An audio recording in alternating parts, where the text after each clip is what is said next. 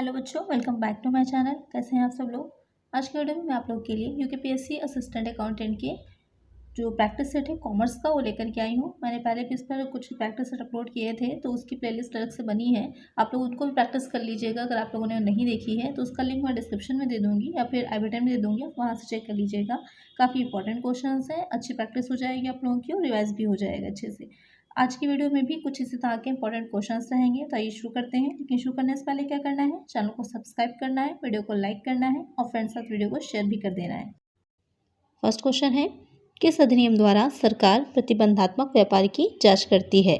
Bye which act government checks restrictive trade? Industrial policy act 1991, MRTP act, FEMA act, none of this.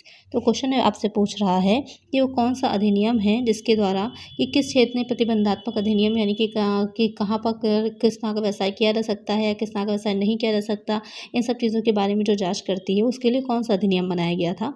औद्योगिक नीति अधिनियम 1991, MRTP act, FEMA अधिनियम, इनमें से कोई नहीं। तो इन तीनों के ही बारे में आप अच्छे से जानते होंगे कि औद्योगिक नीति जो अधिनियम था उसमें क्या था, जो 1991 में आई थी औद्योगिक नीति इंडस्ट्रियल पॉलिसी, जिससे कि आपका जो है उदारीकरण लिबरलाइजेशन जिसे बोला जाता है वो आया था, लाइसेंसिंग नीति आई थी, ये सारी चीज़ें। MRTP एक्ट क्या हो जाता है? MRTP एक्ट की जो फुल फॉर्म होगी, सबसे इंपॉर्टेंट है, इनकी फुल फॉर्म्स को भी ध्यान में रखिएगा, एग्जाम में पूछ सकता है। MRTP की या फेमा की मैचिंग करने को दे सकता है। तो MRTP की क्या हो जाएगी? Monopolistic and restrictive trade practice act. तो MRTP की फुल फॉर्म ये हो जाएगी। और फेमा की क्या होती है? Foreign exchange management act. तो ये हो गए उसकी फुल फॉर्म तीनों की। तो जो है औद्योगिक नीति के बारे में मैंने आपको बता ही दिया, और जो MRTP एक्ट था तो यही एक्ट है जिसके माध्यम से क्या किया जाता है, प्रतिबंधात्मक कौन से ऐसे व्यवसाय हैं जिनमें कि जो है कार्य नहीं किया जा सकता या किस तरह से कार्य करना या तो क्या क्या प्रतिबंध होंगे वो सब डिसाइड किए जाते हैं। और जो फेमा है तो नाम से ही क्लियर हो रहा है, फॉरेन एक्सचेंज मैनेजमेंट एक्ट, यानी कि जो बाहर के देशों में जो अंतर्राष्ट्रीय स्तर पर इंटरनेशनल बिजनेस जब किया जाता है तो वहाँ पर किस तरह की नीति रहेगी, ये सारी चीज़ों से रिलेटेड चीज़ें जो होती हैं वो फेमा में होती हैं। जो कि पहले क्या था, फेरा था, बाद में उसको परिवर्तित करके उसको चेंज करके क्या हो गया, वो फेमा बन गया। यहाँ पर करेक्ट आंसर क्या हो जाएगा? Option B. नेक्स्ट क्वेश्चन है, उदारीकरण का अर्थ है? Liberalisation means reducing number of reserved industry from 17 to 8, liberating the industry, trade and economy from unwanted restrictions, opening up of economy to the world of attaining international competitiveness, free determination of interest rate। तो question में पूछ रहा है कि उदारीकरण जो होता है, लिबरलाइजेशन जो होता है, उसकी फुल फॉर्म क्या होती है? तो तीन चीज़ें उस टाइम में बहुत आई थी जब औद्योगिक नीति 1991 आई थी। तो एक आएगा एल, जैसे कि शॉर्ट में आप LPG भी बोल सकते हैं। एल फॉर लिबरलाइजेशन हो जाता है, P फॉर हो जाता है प्राइवेटाइजेशन और G फॉर हो जाता है ग्लोबलाइजेशन। तो ये तीन चीज़ें बहुत ही इंपॉर्टेंट थी। तो उदारीकरण जहाँ की जब हम बात करेंगे तो उदारीकरण क्या हो जाता है कि जो उद्योग होते हैं, जो बिजनेस हैं, तो उसमें कुछ उदारी से नाम से ही क्लियर हो रहा है कि थोड़ा सा लिबरल हुई थी गवर्नमेंट कि व्यवसाय को बढ़ाया जा सके। औद्योगिक नीति के अंडर में यही चीज़ आई थी कि किस तरह से ज़्यादा उद्योगों को लगाया जा सके, इंडस्ट्रियल एरिया को डेवलप किया जा सके, जिससे कि पूंजी निर्माण हो और देश का विकास किया जा सके। तो वहाँ पर क्या था कि बहुत से उद्योगों को लाइसेंस लेने के लिए फ्री कर दिया गया था कि उनको लाइसेंस लेना आवश्यक नहीं है। बहुत से प्रतिबंधों को हटा लिया गया था। और बहुत सी जो प्राइवेटाइजेशन था तो उसमें क्या किया गया था कि निजी क्षेत्र में बहुत से उद्योग जो थे वो दे दिए गए थे कि निजी प्राइवेट लोग जो होंगे वो आसानी से अपना फ्री होकर के व्यवसाय कर सकते हैं उस क्षेत्रों में, उन सेक्टर्स में। सिर्फ कुछ क्षेत्रों को ही रख लिया गया था कि जहाँ पर गवर्नमेंट ही सिर्फ डिसीजन लेगी, गवर्नमेंट के ही अंडर में होंगे या गवर्नमेंट उद्योग ही लगाए जाएंगे, बाकी सबको प्राइवेटाइजेशन सबका कर दिया गया था। उसके बाद आ जाता है जो ग्लोबलाइजेशन, वैश्वीकरण। जब ग्लोबलाइजेशन की बात आती है तो वहाँ पर बहुत से प्रतिबंध हटा लिए गए थे कि आसानी से कोई भी व्यक्ति जाकर के इम्पोर्ट एक्सपोर्ट का बाहर जाके इंडिया के बिजनेस कर सकता है आसानी से। तो जब बात उदारीकरण की आती है तो वहाँ पर क्या किया गया था कि उद्योग, व्यापार और अर्थव्यवस्था को अवांछित प्रतिबंधों से मुक्त कर दिया गया था। तो कौन सा करेक्ट आंसर आपका हो जाएगा कि liberating the industry, trade and economy from unwanted restrictions. Correct answer क्या होगा? Option B. नेक्स्ट क्वेश्चन है, 1991 की नई औद्योगिक नीति में औद्योगिक क्षेत्र से संबंधित भारत सरकार द्वारा लिए गए निर्णय क्या हैं? What are the decisions taken by government of India pertaining to industrial sector in the new industrial policy of 1991? VRS to shed the excess load of workers, disinvestment of public sector shareholding, referring stick units to BIFR, all of the above। तो यहाँ पर question में आपसे पूछ रहा है कि 1991 की जो 1991 की औद्योगिक नीति आई थी, तो वहाँ पर औद्योगिक क्षेत्र के लिए जो गवर्नमेंट ने डिसीजंस लिए थे उसमें से कौन कौन से हैं। तो कर्मचारियों के अतिरिक्त बोझ को कम करने के लिए वीआरएस की सुविधा, सार्वजनिक क्षेत्र की शेयरधारिता का विनिवेश, बीमारी इकाइयों को बीआईएफआर को रेफर करना, ये सभी। तो यहाँ पर जो 1991 की औद्योगिक नीति आई थी तो उसमें इन तीनों ही चीज़ों पर ध्यान दिया था गवर्नमेंट ने, उस पर से संबंधित चीज़ों से निर्णय भी लिए थे जिससे कि औद्योगिकरण तेजी से किया जा सके। तो यहाँ पर करेक्ट आंसर क्या होगा, option D, all of the above. अब वीआरएस क्या होता है आप लोग सोच रहे होंगे, तो वॉलंटरी रिटायरमेंट स्कीम होती है कि स्वेच्छा से कोई चाहे तो रिटायरमेंट ले सकता है। और बीआईएफआर क्या है, तो बीआईएफआर की फुल फॉर्म हो जाएगी board for industrial and financial reconstruction. इसमें क्या रहेगा कि एक बोर्ड बनाया गया था कि जो भी इकाइयाँ, जो यूनिट्स जो थी गवर्नमेंट सेक्टर की, जो बीमार थी, बीमार से सेंस कहने में ये है कि जिनमें प्रॉफिट नहीं हो रहा था, प्रॉफिटेबल नहीं थी और उनमें सही से कार्य भी नहीं हो पा रहा था, तो उन यूनिट्स को क्या किया गया था, इस बोर्ड को ट्रांसफ़र कर दिया गया था, जिससे कि अगर कुछ आगे उनमें नहीं किया जा सकता है तो उनको जो शट डाउन कर दिया जाए, बंद कर दिया जाए, या उनमें सुधार किया जा सकता है तो उनको सुधारा जा सके इसके लिए। तो यहाँ पर करेक्ट आंसर क्या हो जाएगा, ऑप्शन डी। नेक्स्ट क्वेश्चन है, औद्योगिक नीति प्रस्ताव सर्वप्रथम पारित किया गया था। The industrial policy resolution was passed first in 1931, 1947, 1956, 1999। तो क्वेश्चन में आपसे कह रहा है कि जो इंडस्ट्रियल पॉलिसी रेजोल्यूशन था सबसे पहले जो पारित किया गया था तो कब किया गया था। तो जो सबसे पहले किया गया, ज़्यादातर हम लोग 1991 के बारे में ज़्यादा चर्चा करते हैं कि उसमें बहुत से जो चेंजेस थे वो ज़्यादा किए गए थे या काफ़ी इंपॉर्टेंट रहे थे इसलिए, लेकिन जो सबसे पहला किया गया था तो वो हुआ था 1956 में। तो एक आंसर क्या हो जाएगा, ऑप्शन सी। नेक्स्ट क्वेश्चन है, वैश्वीकरण शब्द का प्रयोग प्रतिबंध हटाने की प्रक्रिया का वर्णन करने के लिए किया जाता है। Globalisation is the term used to describe process of removal of restriction on foreign trade, investment, both A and B, none of the above. Question में कह रहा है कि ऐसे भी मैंने आप लोग को बताया था कि तीन चीज़ें थी, एलपीजी जिसे मैंने बोला, एल फॉर लिबरलाइजेशन था, पी फॉर था प्राइवेटाइजेशन और जी फॉर था ग्लोबलाइजेशन। तो यहाँ पर जब बात हम वैश्वीकरण की कर रहे हैं तो मैंने पहले बताया था कि पूरे विश्व को एक मार्केट मान लिया जाता है, वहाँ पर जो बीच में जो बॉर्डर है ना उनकी सीमा को हटा दिया जाता है और एक प्रतिबंध सारे हट जाते हैं और फ्री कर दिया जाता है। जो भी बिजनेसमैन है या जो भी इंडस्ट्रियलिस्ट हैं या जो भी जो है मैन्युफैक्चरर हैं वो अपनी वस्तुओं को, अपनी प्रोडक्ट को आसानी से बेच सकते हैं, दूसरी कंट्रीज़ में सेल कर सकते हैं। तो यहाँ पर इसको क्या आप लोग इम्पोर्ट एक्सपोर्ट कहते हैं।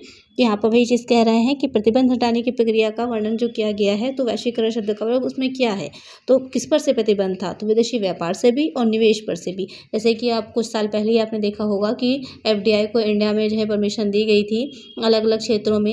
एफडीआई क्या हो जाएगा, डायरेक्ट फॉरेन इन्वेस्टमेंट जो किया जाता है, प्रत्यक्ष विदेशी निवेश, उसको भारत में जो है मान्यता दे दी गई है, और स्वीकृति दे दी गई है। तो वही चीज़ है कि निवेश और विदेशी व्यापार दोनों पर से ही प्रतिबंधों को हटाना या कम करना, वो हो जाता है वैश्वीकरण। तो वहाँ पर दोनों ही चीज़ें आ जाएंगी। तो करेक्ट आंसर क्या हो जाएगा हमारा, option C, both A and B. Next question है, हस्तक्षेप नीति में अपनाया गया है। Laissez faire policy is adopted in socialist economic system, capitalist economic system, mixed economic system, communist economic system. Question में पूछ रहा है जो हस्तक्षेप की नीति होती, यानी कि जो भी काम करे जा रहे हैं उसमें किसी तरह का हस्तक्षेप ना करना और फ्री छोड़ देना उस काम को, उस बिजनेस को करने के लिए, तो वो नीति कौन सी हो जाएगी, तो वो नीति होती है पूंजीवादी। जब पूंजीवादी अर्थव्यवस्था होती है तो वहाँ पर जो है जो भी पूंजीवादी हैं या बड़े बड़े पूंजीपति होते हैं उनको फ्री छोड़ दिया जाता है अपना बिजनेस करने के लिए, उसमें गवर्नमेंट इंटरफेयर नहीं करती है, तो वो नीति हो जाती है पूंजीवादी अर्थव्यवस्था वाली। तो करेक्ट आंसर क्या होगा, ऑप्शन बी। नेक्स्ट क्वेश्चन है, निम्नलिखित में से कौन सा आर्थिक प्रणाली में महत्वपूर्ण प्रश्न है। Which of the following is the vital question in the economic system. What to produce, how to produce, for whom to produce, all of the above. Question में पूछ रहा है कि जब बात आती है आर्थिक प्रणाली में कि कौन से प्रश्न महत्वपूर्ण होते हैं, और क्या आपको पता ही है जो इकोनॉमिक सिस्टम पूरा चलता है, एक आर्थिक प्रणाली जो चलती है तो वो किस तरह से चलती है, तो सबसे पहले क्वेश्चन आता है उसमें कि क्या उत्पादन करें। दो चीज़ें मेन होती हैं, प्रोडक्शन और कंजम्पशन, उन्हीं पर पूरा जो है टिका होता है, जो अर्थशास्त्र उन्हीं पर पूरी आर्थिक प्रणाली मोस्टली टिकी रहती है, दोनों ही दूसरे के पूरक होते हैं, जो उत्पादन है या फिर जो उपभोग हैं। तो यहाँ पर कह रहे हैं क्या उत्पादन करें, कौन सी चीज़ों की मार्केट में आवश्यकता है, कौन सी चीज़ों की मांग की जा रही है, उन्हीं का उत्पादन तो हमें करना, उन्हीं का प्रोडक्शन किया जाएगा। उत्पादन अब कैसे करें, पॉइंट ये आ जाता है कि किस तरह से प्रोडक्शन किया जाए। फिर आ जाता है किसके लिए हम प्रोडक्शन करें, कस्टमर जो इम्पोर्टेंट है, यानी कि जो भी मैन्युफैक्चरिंग आप कर रहे हैं वो किस तरह के कस्टमर्स के लिए कर रहे हैं, क्योंकि आपने पढ़ा होगा मार्केट सेगमेंटेशन पढ़ा होगा, डिफरेंट टाइप्स के जो है प्रोडक्शन होते हैं, प्रोडक्ट होते हैं, तो मार्केट भी उनकी अलग अलग होती है। कुछ किड्स के लिए हो रहे हैं या कुछ जो है सीनियर सिटीजन्स के लिए, अलग अलग तरह की डिमांड्स होती है, मार्केट के अलग अलग सेगमेंट होते हैं, उसी के बेसिस पर क्या होता है, प्रोडक्शन किया जाता है। तो जब कोई भी कंपनी है या कोई भी जो मैन्युफैक्चरर है मार्केट में आता है तो पहले इन क्वेश्चंस के आंसर ढूंढता है, उसके बाद जो है वो प्रोडक्शन करता है। तो यहाँ पर इन तीनों ही चीज़ों को लिया जाएगा एक आर्थिक प्रणाली में। ये महत्वपूर्ण प्रश्न तीनों ही होते हैं। करेक्ट आंसर क्या हो जाएगा, option D, all of the above. Next question है, भारत में राजकोषीय नीति का मुख्य उद्देश्य कौन सा नहीं है? Which one is not the main objective of fiscal policy in India? To increase liquidity in economy, to minimise the inequalities of income and wealth, to promote employment opportunities, none of the above. तो question में पूछ रहा है कि जो fiscal policy है, दो चीज़ आपने बहुत पढ़ी होंगी, राजकोषीय नीति, दूसरी मौद्रिक नीति के बारे में। तो यहाँ पर पूछा जो राजकोषीय नीति होती है उसका कौन सा मुख्य उद्देश्य नहीं होगा, कि अर्थव्यवस्था में तरलता बढ़ाना, आय और धन की असमानता को कम करना, रोजगार के अवसरों को बढ़ाना, इनमें से कोई नहीं। तो यहाँ पर आय और धन की असमानता को कम करना भी रहेगा और रोजगार के अवसरों को बढ़ाना भी। कौन सा नहीं रहता, अर्थव्यवस्था में तरलता को बढ़ाना। ये किसका उद्देश्य रहता है, ये मौद्रिक नीति के अंडर में आ जाता है, मॉनेटरी पॉलिसी में आता है। करेक्ट आंसर क्या हो जाएगा, ऑप्शन ए। नेक्स्ट क्वेश्चन है, निम्नलिखित में से कौन सा मौद्रिक नीति का साधन नहीं है? Which among the following is not the instrument of monetary policy? मैंने पहले बताया था दो चीज़ें हैं, एक हो जाएगी आपकी फिजिकल पॉलिसी, दूसरी हो जाती है monetary policy. Deficit financing, स्टेटरी liquidity ratio, cash reserve ratio, open market operations. तो यहाँ पर जो क्वेश्चन आपसे पूछ रहा है कि जो मौद्रिक नीति होती है उसका कौन सा इंस्ट्रूमेंट नहीं, उपकरण नहीं, यंत्र नहीं है, कुछ भी कह सकते हैं आप। तो यहाँ पर जो स्टेटरी लिक्विडिटी रेशियो है, SLR जिसे शॉर्ट में बोलते हैं, कैश रिजर्व रेशियो CRR बोलते हैं, ओपन मार्केट ऑपरेशन, ये तीनों ही मॉनेटरी पॉलिसी के इंस्ट्रूमेंट हैं। लेकिन जो डिफिसिट फाइनेंसिंग होती है, घाटे की वित्तीय व्यवस्था जिसे कहा जाता है, वो किस में होती है, वो हो जाती है जो राजकोषीय नीति होती है, फिजिकल पॉलिसी होती है, वहाँ पर होती है। तो करेक्ट आंसर यहाँ पर क्या हो जाएगा, ऑप्शन ए। नेक्स्ट क्वेश्चन है, आर्थिक निर्माण में in internal reconstruction two company goes into liquidation, only one company goes into liquidation, two or more companies are liquidation, one or more companies goes into liquidation. Question में कह रहा है कि आर्थिक निर्माण आपने पढ़ा होगा रिकंस्ट्रक्शन के बारे में, इंटरनल और एक्सटर्नल दोनों तरह का होता है। तो क्वेश्चन में आपसे यहाँ पर पूछा है जो आंतरिक निर्माण होता है, इंटरनल रिकंस्ट्रक्शन होगा, तो वहाँ पर क्या रहेगा कि कोई भी कंपनी समापन में नहीं जाती, केवल एक कंपनी समापन में जाती है, दो या अधिक कंपनियों का समापन होता है, एक या अधिक कंपनियां समापन में जाती हैं। तो जब हम बात आंतरिक निर्माण की कर रहे होते हैं तो वहाँ पर कोई भी कंपनी समापन में नहीं जाएगी, किसी भी कंपनी का लिक्विडेशन नहीं होता। तो करेक्ट आंसर क्या होगा, ऑप्शन ए, कोई भी कंपनी समापन में नहीं जाती। नेक्स्ट क्वेश्चन है, ऋणपत्र का निर्गमन है, issue of debenture is application of cash, source of cash, operating cash, none of these. तो क्वेश्चन में कह रहा है कि जो ऋणपत्रों का निर्माण किया जाता है, डिबेंचर्स का इशू किया जाएगा, तो वहाँ पर वो किस तरह का रहेगा, कि रोकड़ का प्रयोग है या रोकड़ का स्रोत है या फिर संचालन से लाभ है। तो क्या हो जाता है, रोकड़ का स्रोत होता है, सोर्स ऑफ कैश। क्योंकि जब डिबेंचर आप जो है इशू करेंगे तो बदले में कैश मिलती है ना। तो यहाँ पर करेक्ट आंसर क्या हो जाएगा, ऑप्शन बी। नेक्स्ट क्वेश्चन है, औसत लागत उस बिंदु पर सीमांत लागत के बराबर होती है जहां पर average cost is equal to marginal cost, where average cost is lowest, marginal cost is lowest, marginal cost is decreasing, none of the above. Question में कह रहा है कि जो औसत लागत एवरेज कॉस्ट होगी, किस बिंदु पर वो कौन सा एक पॉइंट आता है जहां पर वो मार्जिनल कॉस्ट के बराबर होती है, या फिर कह सकते हैं कि वो काटती है उसे। औसत लागत सबसे कम हो, सीमांत लागत सबसे कम हो, सीमांत लागत गिरती हुई हो, उपरोक्त में से कोई नहीं। तो वो वाला बिंदु जहाँ पर जो औसत लागत होती है उस बिंदु पर सीमांत लागत के बराबर होगी, जबकि वो सबसे कम होती है। यानी कि औसत लागत जब सबसे कम होती है, उसका लोएस्ट पॉइंट जो होता है वहाँ पर वो जो है मार्जिनल कॉस्ट उसको काटती है। आपने देखा होगा इसका फिगर में कि जब औसत लागत जो होती है वो गिर रही होती है तो मार्जिनल कॉस्ट जो होती है वो उससे तेज़ी से गिरने लगती है। फिर एक बिंदु आता है जहाँ पर जो औसत लागत होती है सबसे लोएस्ट होती है, सबसे कम होती है, तो उस बिंदु पर मार्जिनल कॉस्ट जो होती है वो उसको क्रॉस कर जाती है, काट देती है। उसके बाद जब औसत लागत ऊपर की ओर बढ़ने लगेगी तो मार्जिनल कॉस्ट क्या होता है, उससे तेज़ी से बढ़ना शुरू कर देती है। तो यहाँ पर करेक्ट आंसर क्या हो जाएगा, ऑप्शन ए। नेक्स्ट क्वेश्चन है, किस बाजार में फर्म मूल्य निर्धारित नहीं कर सकती? In which market a firm can not determine price? पूर्ण प्रतियोगिता, एकाधिकार, एकाधिकारी प्रतियोगिता या फिर अल्पाधिकार? Perfect competition, monopoly, monopolistic competition, oligopoly. तो यहाँ पर किस बाज़ार में कौन सी ऐसी मार्केट है जहाँ पर जो फर्म होती है वो खुद उसका मूल्य का निर्धारण नहीं कर पाएगी, तो वो होती है पूर्ण प्रतियोगिता। जब जो है पूर्ण प्रतियोगिता होगी, परफेक्ट कंपटीशन होगा, तो वहाँ पर कोई फर्म जो होगी मूल्य का निर्धारित नहीं करती, क्योंकि वहाँ पर क्रेता और विक्रेता सब स्वतंत्र होते हैं और इतनी अधिक संख्या में होते हैं कि वहाँ पर जो मांग और पूर्ति की शक्तियाँ होती हैं उनके द्वारा मूल्य का निर्धारण किया जाएगा। तो वहाँ पर फर्म उसमें मूल्य का निर्धारण नहीं कर पाएगी। करेक्ट आंसर क्या हो जाएगा? Option A. नेक्स्ट क्वेश्चन है, विभेदात्मक एकाधिकारी तभी संभव है जबकि दो बाजारों में discriminating monopoly is possible when in two markets elasticity of demand is different, elasticity of demand is same, demand is inelastic, none of these। Question में कह रहा है कि जो विभेदात्मक एकाधिकारी बाजार होता है वहाँ पर ऐसा, यानी कि दो अलग अलग मार्केट में जो एकाधिकारी मार्केट है वहाँ पर चीज़ें अलग अलग कभी रखी जा सकती हैं, मूल्य अलग तभी रखा जा सकता है जब क्या हो, मांग की लोच भिन्न हो, मांग की लोच समान हो, मांग बेलोचदार, इनमें से कोई नहीं। जब मांग की लोच दोनों मार्केट में अलग अलग होगी, भिन्न होगी, तो वहाँ पर हम विभेदात्मक एकाधिकार बन सकते हैं। यहाँ पर करेक्ट आंसर क्या हो जाएगा? Option A.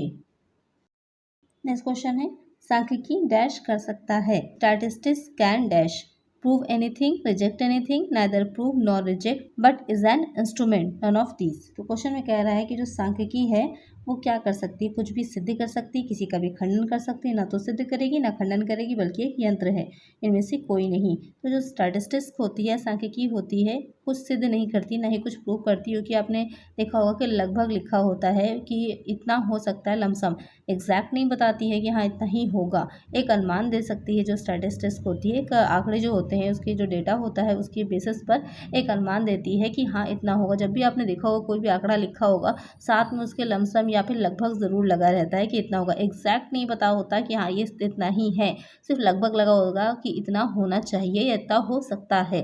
तो ना ही कुछ प्रूव करती है ना ही कुछ रिजेक्ट करती है, सिर्फ क्या करती है, एक उपकरण की तरह, एक इंस्ट्रूमेंट की तरह आपको एक अनुमान देती है, एक एस्टिमेट देती है कि हाँ इस तरह का हो सकता है। तो यहाँ पर करेक्ट आंसर क्या है? Option C. नेक्स्ट क्वेश्चन है, वर्ग का मध्य बिंदु ज्ञात करने का सूत्र है, formula for calculation of mid value of class is L1 plus L2, L1 minus L2, L1 plus L2 upon 2, L1 minus L2 upon 2। बहुत ईजी सा क्वेश्चन है, लेकिन बहुत से बच्चे कंफ्यूज हो जाते हैं यहाँ पर। तो इसका आंसर आप लोग मुझे कमेंट करिए कि इसका करेक्ट आंसर क्या होगा। नेक्स्ट वीडियो में मैं बताऊंगी कि जो वर्ग का मध्य बिंदु निकालते हैं, मिड वैल्यू निकालते हैं, उसका फार्मूला क्या होता है। तब तक आप लोग मुझे कमेंट करिए इसका आंसर। नेक्स्ट क्वेश्चन लेते हैं। नेक्स्ट क्वेश्चन है, MIS एक तकनीक है, MIS is technique of control, coordination, planning, organising. तो MIS क्या है? इसकी फुल फॉर्म हो जाती है मैनेजमेंट इंफॉर्मेशन सिस्टम। तो ये किसकी एक तकनीक होगी? ये हो जाती है नियंत्रण की, कंट्रोल करने की एक तकनीक कि किस तरह से कार्य को किया जाना है, उस पर नियंत्रण रखना, ये उसकी एक टेक्निक हो जाएगी। तो करेक्ट आंसर क्या होगा? Option A. नेक्स्ट क्वेश्चन लेते हैं, प्रबंधकीय लेखांकन का दूसरा नाम क्या है? Management accounting is also known as cost accounting, traditional accounting, decision accounting, none of the above. तो जो मैनेजमेंट अकाउंटिंग होती है, प्रबंधकीय लेखांकन है, इसको निर्णय लेखांकन भी कहते हैं। आपको पता होगा कि की ही इसीलिए जाती है कि जो प्रबंधक होंगे, मैनेजमेंट है, वो निर्णय ले सके, डिसीजन मेकिंग कर सके। तो एक आंसर क्या होगा? Option C. नेक्स्ट क्वेश्चन है, स्वतंत्रता के पश्चात भारत सरकार ने राष्ट्रीय आय समिति का प्रथम अध्यक्ष किसको नियुक्त किया था? The first chairman of national income committee of India after independence was professor Mahalanobis, professor Shiraz, professor Ghosh, professor Shah. तो यहाँ पर क्वेश्चन में कह रहा है कि जब स्वतंत्रता मिल गई थी, स्वतंत्रता के पश्चात भारत की जो राष्ट्रीय आय समिति की गठित की गई थी, तो उसके पहले अध्यक्ष कौन थे, किसको नियुक्त किया गया था? तो उसके पहले अध्यक्ष थे प्रोफेसर महाबलोनेस। तो करेक्ट आंसर क्या हो जाएगा? Option A. नेक्स्ट क्वेश्चन है, केंद्रीय सांख्यिकी संघ की स्थापना कब हुई? When was central statistical organisation established? 1950, 1951, 1952, 1954। तो क्वेश्चन में कह रहा है जो केंद्रीय सांख्यिकी संघ है, CSO जिसे शॉर्ट में बोला जाता है, उसकी स्थापना कब हुई थी? उसकी स्थापना हुई थी 1951 में। करेक्ट आंसर क्या हो जाएगा? Option B. नेक्स्ट क्वेश्चन है, भारत विश्व बैंक का सदस्य बना। India became the member of world bank in 1945, in 1950, in 1975, in 1980। Question में कह रहा है कि जो इंडिया है वो विश्व बैंक का, यानी कि वर्ल्ड बैंक का मेंबर कब बना था? तो विश्व बैंक की स्थापना कब हुई थी? जुलाई 1944 में हुई थी। और इसका जो है मुख्यालय हेडक्वार्टर कहाँ पर है? वाशिंगटन अमेरिका में है। ध्यान रखिएगा, पूछ सकता है एग्जाम में। और इसका सदस्य जो बना था भारत, वो 1945 में बना था। तो करेक्ट आंसर क्या होगा? Option A. आज की वीडियो में इतना ही, मिलते हैं नेक्स्ट वीडियो में। आई होप आपको क्वेश्चंस अच्छे लगे होंगे। क्वेश्चंस अच्छे लगे हैं, वीडियो अच्छी लगी है, वीडियो को लाइक ज़रूर करिएगा और फ्रेंड्स के साथ वीडियो को शेयर भी करना है। और सब्सक्राइब नहीं किया है तो सब्सक्राइब भी कर दीजिएगा। मिलते हैं नेक्स्ट वीडियो में। Thank you.